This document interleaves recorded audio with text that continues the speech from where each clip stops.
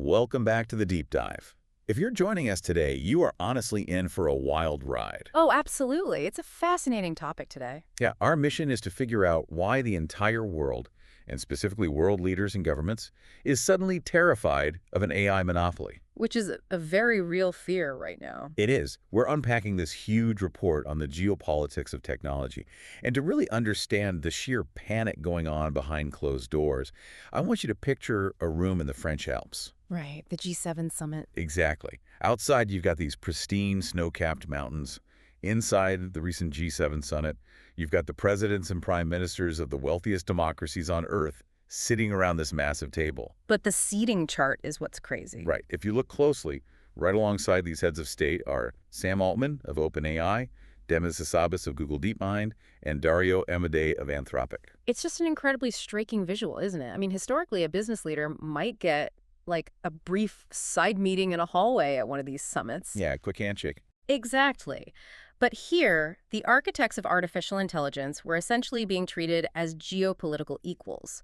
The stewards of the global economy were actively courting, and in some cases, outright buttering up these tech CEOs. Which raises the immediate question, right? Like, why? What suddenly shifted to make a tech CEO as important as a prime minister? Well, the catalyst really seems to be a series of very tense moves right before that summit happened. Right. The U.S. government actually barred Anthropic from offering its most advanced AI model to foreign users. Just cut them off. Yeah. And OpenAI quickly followed suit, locking down their frontier systems. And then, just to add fuel to the fire, reports surfaced that Chinese regulators were considering doing the exact same thing with their leading AI models. So that was the wake-up call. Yeah. Suddenly, every country on Earth that doesn't have a massive homegrown tech giant realized they were completely vulnerable. Exactly.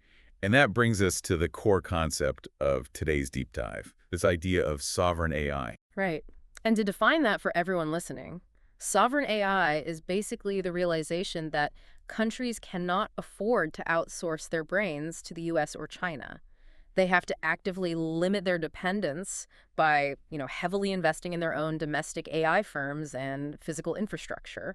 It makes complete terrifying sense if you think about it from the perspective of a national leader. I mean, imagine you wake up tomorrow and realize a foreign water company entirely controls your city's pipes. Oh, that's a great way to put it. Right. Like, Yeah. they own the reservoir, they own the valves, they own the plumbing. And if they get mad at you, or if their home government tells them to, they can just shut off your water at a moment's notice. Yeah, and French President Emmanuel Macron actually used a very similar warning. He was telling Europe they cannot rely on an American AI switch that can just be, turned off. Or you just flipped off overnight. Exactly. And just like Yeah. your water reservoir analogy, this isn't some abstract theoretical fear. Like in the dying days of the Biden presidency, we saw sweeping export controls proposed on advanced chips. Then, the Trump administration actively used America's lead in AI as direct leverage in trade negotiations. Wow. Yeah. The Department of Commerce even considered rules to vet all global sales of American-designed AI chips. So if you are a foreign leader watching this, you know you have to build your own reservoir. And just to be clear, for you listening, we're sharing this source material's context just to explain the geopolitical tension. We're not taking any political sides here. Right, absolutely. Just reporting the timeline of events that caused this panic. Exactly. But building an AI reservoir isn't just hiring some smart coders in a basement anymore. Governments have to build out what the industry calls the AI stack. The infamous AI stack. Yeah. And I know that sounds like Silicon Valley jargon, but if you're listening to this and wondering where your tax dollars are going to go over the next decade, you really need to understand this stack. You do? It's essentially the interconnected physical and digital layers, so the hardware and the software, that AI fundamentally depends on. You can't just have one piece, you need the whole stack. Correct. And layer one, the absolute bedrock of that stack, is compute and chips. Right. And when we say compute, we're talking about the raw calculating muscle required to train and run these massive AI models. You don't do this on a standard laptop processor. You need highly specialized AI chips. And right now, one company essentially dictates this entire layer, right? NVIDIA. Yeah. It's wild. 2/3 of the world's AI compute is running on NVIDIA. The rest is mostly other American tech giants like Google, AMD, and Amazon. So are there any foreign alternatives at all? There are, but they are struggling to keep pace. I mean, Chinese firms like Huawei are making strides. But the research notes that Huawei's Ascend 910C, which is one of their most advanced chips, only offers about a fifth of the performance of NVIDIA's absolute latest hardware. Yeah, about 20%. Plus, Chinese manufacturers are completely overwhelmed by their own domestic demand, which leads to severe supply shortages. Okay, wait.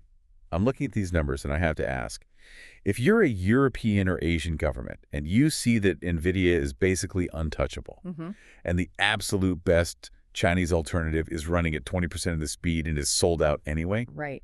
isn't this a massive waste of taxpayer money?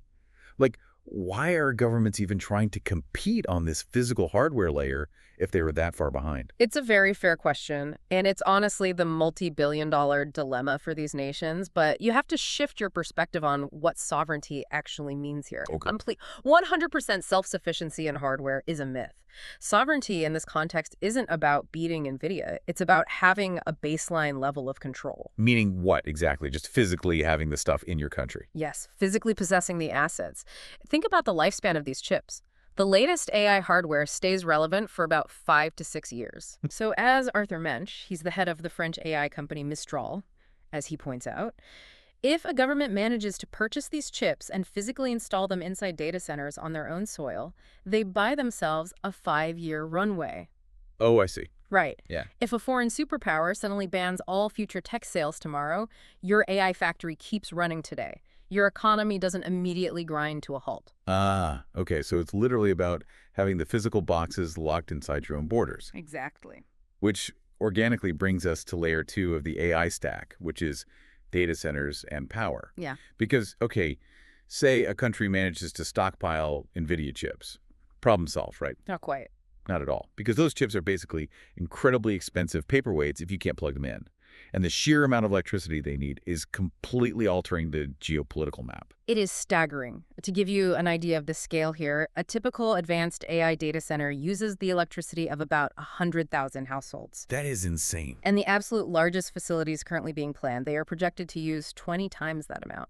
20 times 100,000 households for one facility.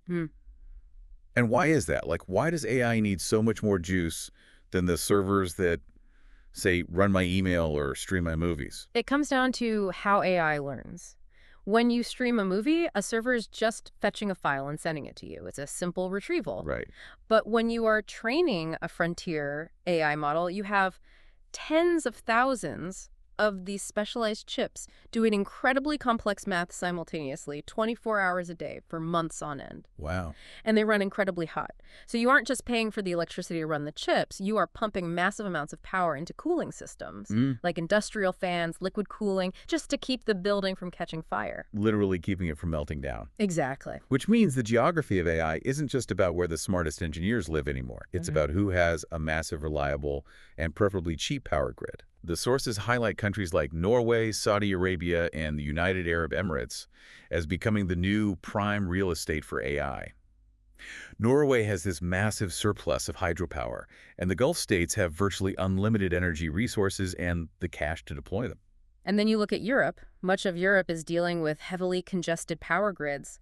There are incredibly long wait times just to get a new industrial facility connected to the grid, plus very high electricity prices. Yeah. So for many of these nations, generating the raw power to run Layer 2 is going to be just as difficult as getting their hands on the chips for Layer 1. So assuming a country gets the chips and they miraculously find the power to turn them on, now we move up the stack to Layer 3. Software. Software, specifically open source models. Hardware is just metal, and electricity, you need the brain. And governments absolutely love open source AI, don't they? Oh, they do, because it feels like a cheat code to sovereignty. Open source models are AI systems where the underlying code and the weights, so the actual learned connections of the AI, are made publicly available. You can download it, modify it, host it on your own domestic servers. Which means you avoid being locked into a proprietary closed system from an American company like OpenAI. Precisely. And what's fascinating is that China's actually crushing it in the open source space right now. They really are. The research mentions that immediately after the U.S. restricted Anthropic, a Chinese AI company called Z.AI released an open source model called GLM 5.2. and it just rocketed up the global performance leaderboards. Yeah, it was huge. On some developer marketplaces, these Chinese open-source models are actually being downloaded and used more than American ones. But this introduces a massive vulnerability, and it's the fatal flaw in relying entirely on open source software for your national security. Okay, what's that? What happens if the provider decides to close the tap? Chinese regulators are already discussing export bans on cutting-edge models, treating AI intellectual property as a matter of national security. But wait, if an open-source model is just software you download to your own server, how can China or anyone else actually cut you off once you have it? Like, you've already got the file. Because AI isn't like downloading a static PDF document. Okay. To keep an AI model useful, safe, and competitive, it requires constant updates, security patches, and entirely new generations of training. If you download version 5.0 today, you have it. Right. But if version 6.0 comes out next year and is leaps and bounds smarter and China bans the export of it, your domestic AI industry is suddenly stuck using a rotary phone while the rest of the world has smartphones. You fall behind instantly. Wow, that makes a lot of sense. There's actually a great moment in the research featuring Joe Tsai, the chairman of Alibaba. Yeah, the conference story. Yeah. He was at a conference in Europe, Yeah. and a European official essentially asked him, look, how can we trust China not to cut us off from these open source models, just like America did? And his response was brutally honest. It was. He said, you can't. But right now, all your eggs are in one basket. Why not get a second basket? It's a very pragmatic view. Relying on Chinese open source to escape American proprietary models doesn't actually solve the sovereignty problem. Yeah. It just diversifies your risks. You trade one massive dependency for another. Which brings us to layer 4 of the AI stack. And if you're listening to this, pay attention, because this is the layer almost no one talks about, but it might be the hardest one to solve. Skilled talent. Skilled talent. Without a doubt, it is the most critical bottleneck. Because think about it, you can spend billions to import the NVIDIA boxes. You can build a massive data center next to a hydroelectric dam. You can download the latest open source software. But who is actually putting all this together? We aren't talking about standard web developers here. No, not at all. The type of engineering required at this level is incredibly niche. You need specialists who know how to orchestrate 50,000 GPUs to fire in perfect synchronization. Which sounds impossible. It's incredibly difficult. They have to manage microscopic network latencies, optimize heat distribution, and fine-tune complex mathematical models so the entire billion-dollar system doesn't crash. Wow. The global pool of talent that truly understands how to operate AI at this frontier scale is tiny. It's maybe a few thousand people worldwide. And governments are stepping into a bidding war against what the industry calls hyperscalers. So these are the massive cloud and tech giants like Google, Amazon, Microsoft, and Meta. How does a government agency in London or Paris compete with a Silicon Valley hyperscaler? They simply can't. A sovereign AI initiative run by a government ministry cannot offer a $5 million annual compensation package with stock options in a trillion-dollar company. Right. The hyperscalers will just vacuum up the best minds. Okay, so we've laid out the AI stack. You need the specialized compute, the massive power grid, the updated software models, and the unicorn engineering talents. It's a wildly complex, fragile recipe. Very fragile. So how are different countries actually footing the bill to cook this up? Because when you look at the financial reality of sovereign AI, the numbers stop sounding like money and start sounding like astronomy. Let's put it in perspective. The industry is currently moving toward what they call a 1 gigawatt AI data center. That is a single massive facility. The price tag to build just one of those is roughly $50 billion. $50 billion. To put that in perspective for you listening, $50 billion is roughly the entire gross domestic product of a country like Jordan or Iceland. For one building? For one building filled with computers. And remember, over 2/3 of that cost is just buying the chips. Right. Now, zoom out and look globally. To meet the projected data center capacity needs for the rest of the world, excluding the US and China, by the year 2030, nations need to invest about $2 trillion. $2 trillion in the next 6 years. And what are governments actually ponying up? Well, if you combine all current state-backed projects and major private initiatives, the commitments only cover about $800 billion. Meaning there is a $1.2 trillion shortfall. That is a massive reality check. It is. So with that kind of financial wall in front of them, how are different regions actually strategizing? Let's look at the Gulf states, who we might call the builders. The UAE and Saudi Arabia are taking a very aggressive direct approach. Yeah. Saudi Arabia created a government-backed company called Humane, specifically tasked with developing AI infrastructure, and the UAE is working through G42, which is an AI firm deeply linked to their sovereign wealth fund. And they're spending big. Huge. Between them, they are planning to deploy well over $100 billion. The UAE alone is reportedly trying to secure 500,000 NVIDIA chips every single year. And access to Layer 1 is deeply tied to global diplomacy, isn't it? The research notes that the U.S. recently lifted export controls on advanced chips for the UAE, specifically citing the UAE's strategic alignment with America regarding Iran. And again, just impartially sharing what's in our source material here. But it just highlights that buying AI chips isn't like buying cars. Yeah. It is deeply intertwined with military and geopolitical alliances. Absolutely. Now, contrast the Gulf's massive spending with Europe, who seem to be acting more as the catalysts. Yeah, because Europe doesn't have a $100 billion blank check to just buy their way in. So France is playing matchmaker. They're helping their domestic star, Mistral AI, secure outside capital, including an $85 billion pledge from Japan's SoftBank to build facilities in France. Okay, so bringing in outside money. Right. And the UK has launched a £500 million sovereign AI fund and an AI Security Institute to try and foster a homegrown startup ecosystem. They are trying to plant seeds rather than buy the whole farm. But my favorite strategy in the research is what we can call the third way, which is happening in India. It is an incredibly pragmatic approach. Right. India is allocated about $1 billion. But they aren't trying to build a $50 billion supercomputer to fight OpenAI for what tech people call AGI, artificial general intelligence, that sort of godlike, do-everything AI. India doesn't care about AGI right now. Exactly. They are focusing on providing cheap, highly accessible AI tailored specifically to their domestic needs. Right. They are building massive public data sets for local Indian dialects.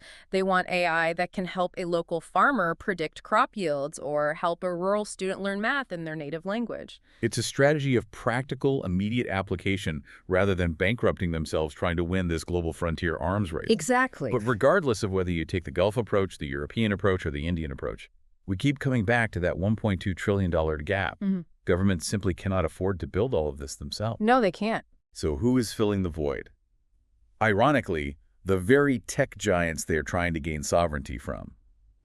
Those U.S. hyperscalers, Google, Amazon, Microsoft, are expected to invest $5 trillion globally by 2030. And they are offering governments something called sovereign as a service. It's a brilliant, if slightly cynical, pivot by the tech giant. Probably.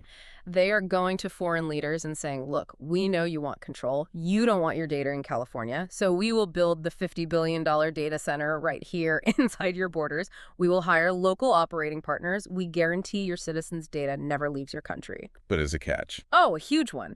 They are selling the aesthetic of sovereignty while still entirely owning the underlying technological infrastructure. Which brings us to the darkest, most paranoid fear governments have about this setup. A concept known as the geopolitical kill switch. Yes. A geopolitical kill switch is when a host government uses an executive order, a sudden sanction, or a policy decision to abruptly cut off a foreign nation's access to vital technology during a dispute. And if you think this sounds like sci-fi, it has already happened. It has. The research cites a very specific, chilling example. Microsoft was legally forced to suspend the email account of Karim Khan, the chief prosecutor of the International Criminal Court, because the U.S. government subjected him to sanctions. It is the ultimate proof of concept for the kill switch. It didn't matter where Karim Khan was located. It didn't matter what data privacy guarantees Microsoft had made. Microsoft is an American company, and they had to comply with U.S. law, period. So, to bring it back to the realities of sovereign AI, hiring an American cloud provider to build your sovereign data center is basically like renting a reinforced panic room from your landlord. That's a great analogy. Right. Sure, it feels incredibly safe inside and you've got all your stuff in there, but at the end of the day, your landlord still holds the master key. And if they decide to lock you out, there's absolutely nothing you can do about it. That is exactly the vulnerability keeping foreign leaders awake at night, which really brings us to the ultimate synthesis of all these sources. When you look at the $50 billion price tags, the fact that the hardware is obsolete in 5 years, the massive power demands, the talent shortage, and the reality of these kill switches complete 100% AI independence at all layers of the stack is practically a pipe dream for almost every nation on Earth. You just can't do it. You could spend the entire GDP of your country on a data center, and by the time you actually plug it in, the software has evolved, the chips are old, and you are behind again. But, and this is the crucial takeaway for anyone trying to understand this, geopolitics governments absolutely still have to try. Because the alternative is worse. Much worse, because the cost of doing nothing is economic suicide. Arthur Mensch of Mistral AI provided a really sobering estimate in the research. He conservatively predicted that within the next decade, the European Union could be spending 1 trillion euros a year just buying AI tokens. 1 trillion euros a year. Just to clarify for the listener, when we say buying AI tokens, we mean that every time a European business uses an AI to draft a contract, write code, or generate an image, they pay a tiny microtransaction fee back to the AI provider. Precisely. Now, imagine 1 trillion euros worth of those microtransactions flowing directly out of Europe and straight into the bank accounts of American cloud providers every single year. It's a massive wealth transfer. The macroeconomic impact is devastating. It would severely devalue currencies like the euro, hollow out domestic tech sectors, and cause massive economic instability. So nations aren't building sovereign AI because they think they can beat Silicon Valley at their own game. They are building it as a financial and strategic shock absorber. They are buying an insurance policy. It's exactly as Mensch said. Every country needs to ensure that in a crisis, the AI can continue to run. Yes. Even a limited, slightly outdated, domestically controlled AI stack is infinitely better than your entire digital economy going dark because a foreign government flipped a switch. It's about securing a degree of protection from coercion. You might not have smartest AI in the world, but you have your AI. So as we wrap up this deep dive, I want to leave you with a thought that really bubbled up for me while we were synthesizing all this research. Something to mull over that goes beyond just the technology itself and gets to the heart of how our world operates. Oh, I'm curious. What stands out to you? Well, historically, when governments built infrastructure, they built bridges, highways, and hydroelectric dams, things that cost billions but last for a century. Right. But if nations are now forced, for the sake of their own economic survival, to spend tens of billions of dollars on AI hardware that becomes literally obsolete every 5 years, they're essentially trapped on a permanent, inescapable upgrade treadmill. Oh, wow. How is that going to fundamentally alter how governments handle national budgets in the 21st century? Are we going to see new AI infrastructure taxes on citizens? Will public debt just explode exponentially year after year just to keep buying the next generation of NVIDIA chips so a country doesn't fall behind? Yeah. We aren't just talking about a tech race. We are talking about a permanent, massive, new line item on the budget of every nation on Earth. It is a profound question to end on. We are transitioning from a physical world where infrastructure meant permanence to a digital world where infrastructure depreciates in half a decade. The economic restructuring required to sustain that upgrade cycle is going to completely reshape society. It really is a whole new world. Well, that is all the time we have for today. Thank you so much for joining us on this deep dive. Keep questioning the evolving tech landscape. Keep looking closely at who is sitting next to the president at those global summit tables. And most importantly, keep an eye on who actually controls your city's pipes.